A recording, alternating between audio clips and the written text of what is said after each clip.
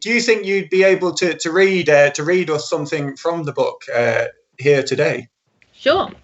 For those of you who haven't read the book, the central character here is Mari. She's a Scots girl, and she is caught in the Sudan when the borders start closing, and she has to try and make her way back from the Sudan to the Isle of Arran, where her grandmother lives. I'll read you a section from the very beginning of the book, chapter 2. It's called Papers. Everyone has papers. Passport, passport, passaporta, passaporta, já savas, halt, visa, tachera. My papers are marked Global Citizen. Global Citizen, Papa said. Such a beautiful idea, if a little impractical, said Grandmother. There are many pages in the passport of a global citizen. Some are more frightening than others. The opening pages are factual, and in my case, truthful. Name, Mari Ann Bain, M.A.B., MAB to my friends. Only don't have friends anymore. Friends belong to before. There's a picture of me, just my head, of course. My skin is pale and washed, my dark hair brushed, and my blue eyes shine. This picture also belongs to before. I do not really know what I look like now, but I do know it's not like this. Age 14. This is important. You're safe when you're 14. That's why many people, especially people at borders, dispute my age. You don't look 14, they say. This is possible. When you walk 1,000 kilometers, your body changes, your face changes, you change. We believe you're 15, they say, or even 16. 15 is the age of consent. At 15, you can gift bits of your life to other people. 1 year, 2 years, 10 years, you can give them away. You can promise to die, check out early before they kill you anyway at 74. Now, I know there are too many people on the planet, not stupid. And I know that the earth is too hot and people are moving north. And I know the north can't cope, but here's the thing. I want to live. My mother said, Mari, you have to stay alive. Promise me, whatever happens, you have to stay alive. Yes, Mama. No one's forcing you, the officials say. It's a choice. In Equator Central, the planet chooses. She kills with heat, with drought, with famine, with war. But here in the north, we choose. This is civilization. Place of birth, the Isle of Arran, Scotland. I wasn't supposed to be born on the Isle of Arran. I was supposed to be born in Glasgow, where my parents lived at the time. But every year they visited my grandmother to be on the island, and I came early. I weighed just 1.7 kilograms. I wasn't strong at all. That was also before. The next 4 pages in my passport are titled Global Citizen Credits. There's nothing on these pages yet. But between now and the time I turn 15, I have to file something. Something that proves what sort of person I am and what I can offer my community. These things, if they can be stamped and verified, may save my life. The final pages are reserved for global citizen debits. There are 6 of these pages. These will also be filled up, but not by me. They are stamped official use only. If I filled them up, I would probably have to write 1, murderer, and then I might have to add 2, murderer, for that is, to date, the number of times I have killed. Because that's really what the book's about. It's about what you would be prepared to risk or sacrifice if you were in that situation. That's fantastic. Thank you very much, Nicky. I feel bad kind of interrupting now to ask another question. Do you think when this is finished, we can come back on and you can just continue reading the rest of the book to me? Would that be weird? Have you got anything else on this afternoon? Well, the funny thing is, I never read my work to anyone until it's finished.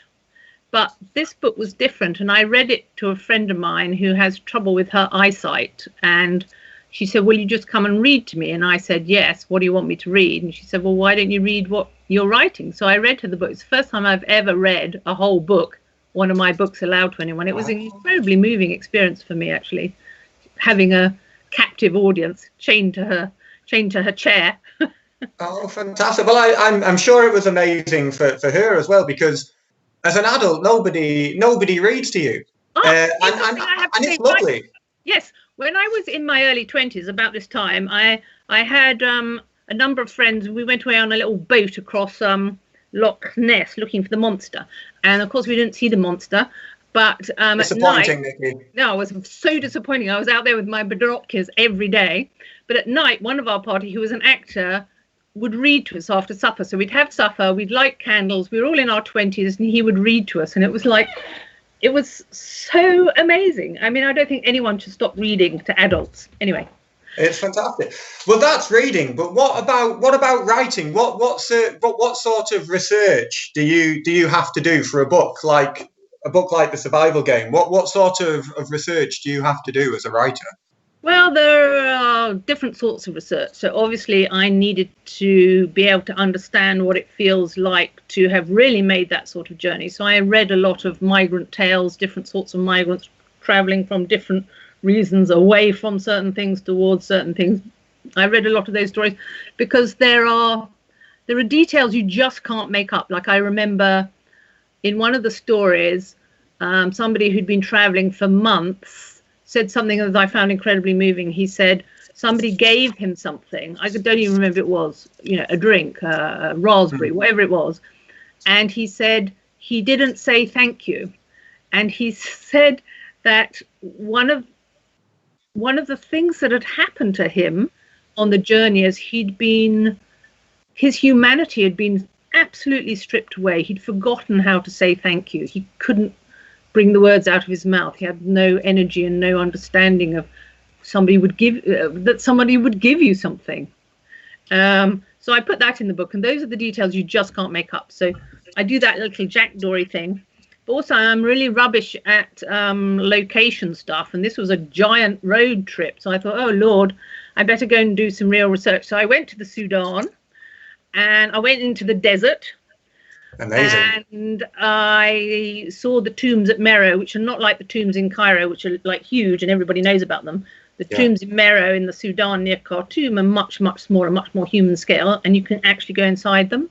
And all the brick, a horrible brick in the story. I'm not going to tell you what is done with the brick, but that brick was there in one of the tombs that I was there.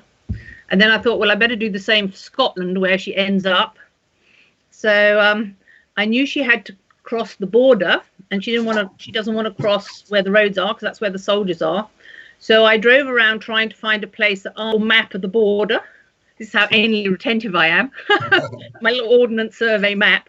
And I came to a river, and I thought this is a good place for her to cross. And then I had to try and cross the river from England to Scotland, and all the bit where she crosses the river and you feel that the stones are giving under her feet. I did all that to see if it was possible.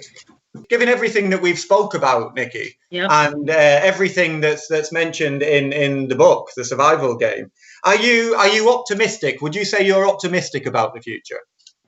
Well, that's actually a very difficult question, because I think one's optimism depends on what sort of a human being you are in the first place.